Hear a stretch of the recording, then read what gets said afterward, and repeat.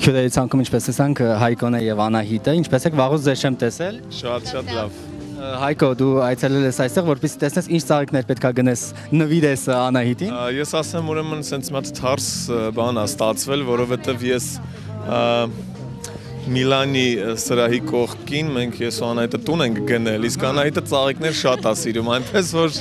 Դա նորություն է, բայց քանի որ առաջին նորությունը իմացանք, միգուցե Կամոբլոգ ժամանցի շրջանակներում երկրորդ նորությունն էլ ասեք ամառվա հետ կապված։ Դե սպասում ենք։ Սպասում եք, իսկ գիտեք, ես գիտեմ, որ ոչ թե ես գիտեմ, այլ ասում եմ, որ արդեն ամռանը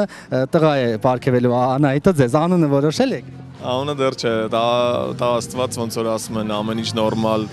երեխան գալույս աշխարհ, մենք արդեն կմտածենք ինչ անուն կդնենք։ Անահիտ, ես արդեն պատկերացնում ինչ մեծ բուկետ ես դու այդ օրը նվեր ստանալու։ Հենց կողքի, տան կողքի սրահից, դե սպասենք բուկետներ։